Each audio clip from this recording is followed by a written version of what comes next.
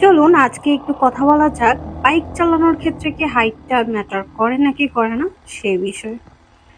Bike চালানোর ক্ষেত্রে কিন্তু হাইটটা অনেক বেশি ম্যাটার করে, যদিও আমি নিজেই বলি যে হাইট কোনো ম্যাটার না, যে কোনো গাড়ি চালাতে পারবো। হ্যাঁ ভাই, আমিও চালাতে পারি, যে কোনো উচ্চতার বাইকে আমি চালাতে পারি, কোনো পেইন নেই। কিন্তু পেইনটা আসলে তখনই হয় যখন কোনো সার্ভিস লেনে নামাতে হয় বাইক, কিংবা কোনো গর্ত দিয়ে যেতে হয়, কিংবা পা ফেলতে হবে এরকম কোনো ঢালু জায়গায় যেখানে আসলে আমার পাটা পৌঁছাবেই না, কিন্তু আমাকে সেখানে পা ফেলতেই হবে। তো সেই জায়গাটাতে কিন্তু হাইটটা ম্যাটার করে। কারণ আমি যদি একটা বেকায়দা এরকম একটা জায়গায় গিয়ে আমার স্টপ করতে হলো, ব্রেক করতে হলো, যেখানে আমি পাই পাচ্ছি না, সেই জায়গাটা কিন্তু আমি পড়ে যাব।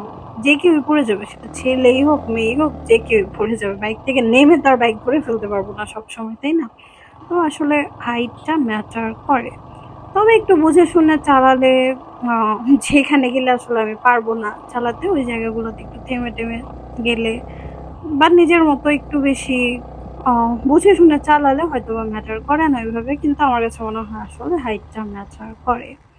কারণ আমার নিজেরই অনেক সময় দেখা যায় সার্ভিস লেন দিয়ে যখন আমি চালাই, আমার এক পাশে অনেক বেশি ঢাল থাকে, যে পাশে পাটা দিতে হবে, তখন আমি আসলে অনেক বেশি প্যারা খেয়েছি। যাই, হ্যাঁ, মনে হয় পড়ে যাবো এরকম লাগে। অনেক ক্ষেত্রে আমি পড়েও যাই, অনেকবার আমি উচ্চতার কারণে এভাবে পড়ে গেছি আমি পায়ে না পেয়ে। এর জন্য এর মানে এই না যে আমি ভালো চালাই না বা চালাতে পারি না, সেটা না। আসলে হাইটের কারণে এই প্যারাগুলো, এই পেইনগুলো আসলে খেতে হয়। তো আসলে হাইট একটু ম্যাটার করে, তার জন্য সবার একটু বুঝে শুনে বাইক চালানো উচিত, আমার মতো যারা আছেন ছোট ছোট মানুষ, ছোটখাটো মানুষ।